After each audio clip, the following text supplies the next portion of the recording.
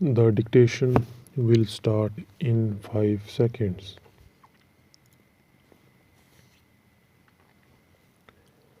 There is, however, one recommendation of the Press Commission which seems to have been omitted when making the provisions of this bill. The Commission had said that on the Council representation must be given to the periodical press also, that is, the weeklies and others. I find that omission here. I feel that in our newspaper world, these periodicals, these monthlies, fortnightlies, and weeklies do play an important part, especially in molding public opinion and in the dissemination of knowledge. Therefore, I think that the recommendation of the Press Commission that some representation ought to be given to the periodical press also must be considered in this connection. It seems to have been omitted here. That is what I have to say at this stage regarding the composition of the council.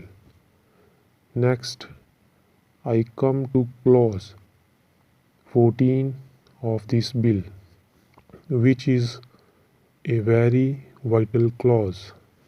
I was happy to listen to the Honorable Minister when he stated that it is the accepted canon of journalistic conduct not to disclose the source of information.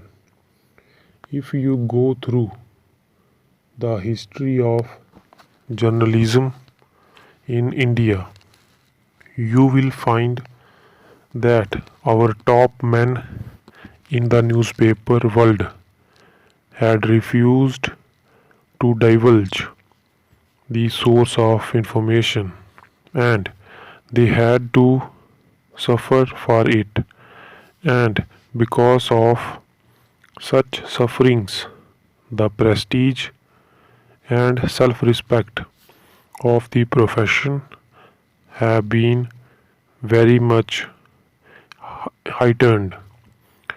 No journalist worth his salt would disclose the source of his information, not because he is so anxious to keep his own self respect, but because he knows that it is vital for the profession as a whole. If you want an independent press, if you want your newspapers to play their part in the field of public opinion, if you ask them to disclose the source of their information, then the very spring of independent journalism would be touched, and that is not a desirable thing. The Honorable Minister has himself explained that point, and therefore I need not labor that point anymore. However, find that clause 14 expressly lays down that the Council has the power of requiring discovery and production of documents. If you call upon a correspondent or the owner of a newspaper or a publisher, in many cases it would be impossible to withhold the source of information. You cannot withhold the source of information and at the same time discover and produce the documents.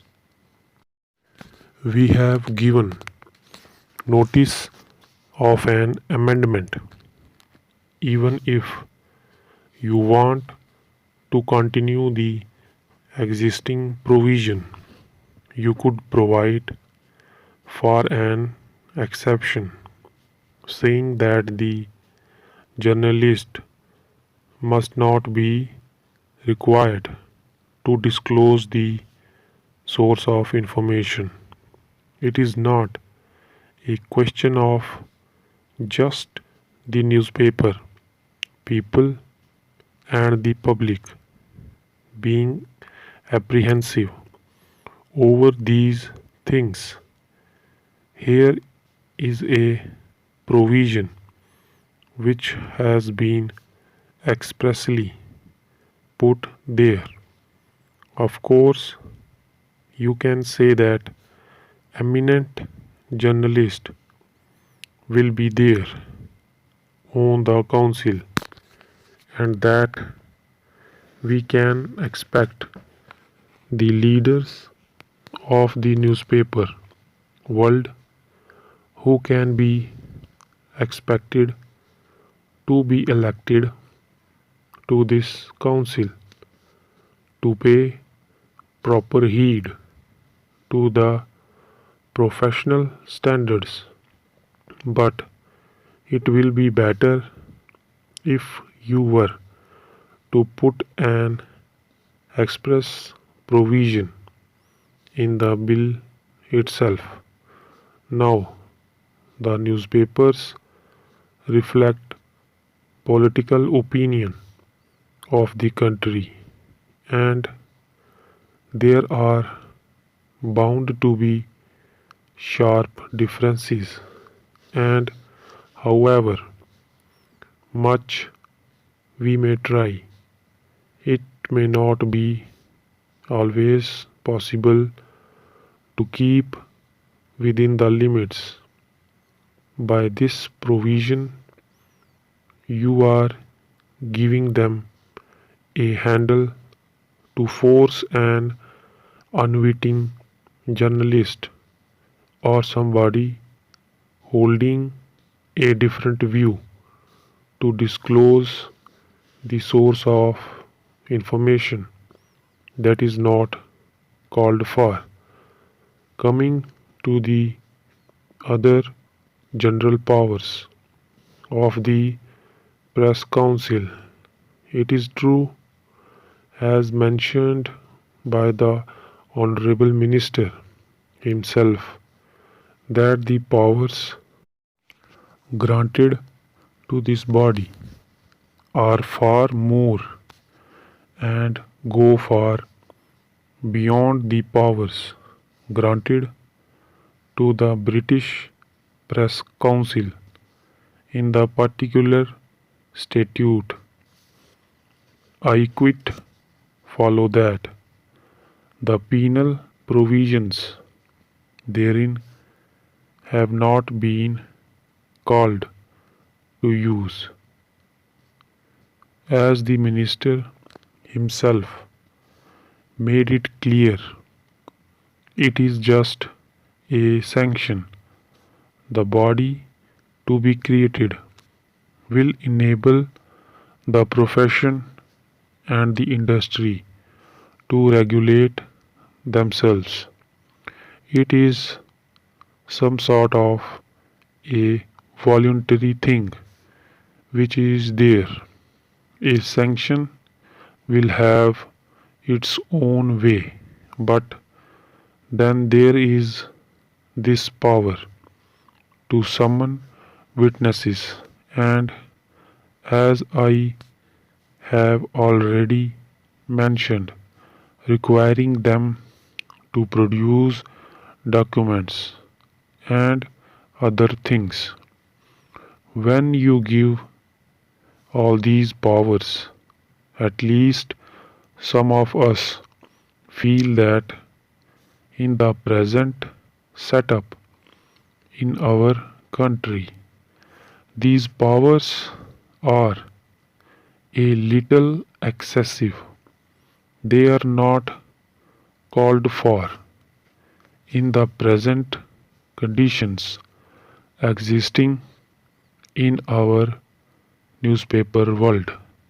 Some of these powers have not been found necessary to be given to the British Press Council even, and yet we are investing our press council with such powers.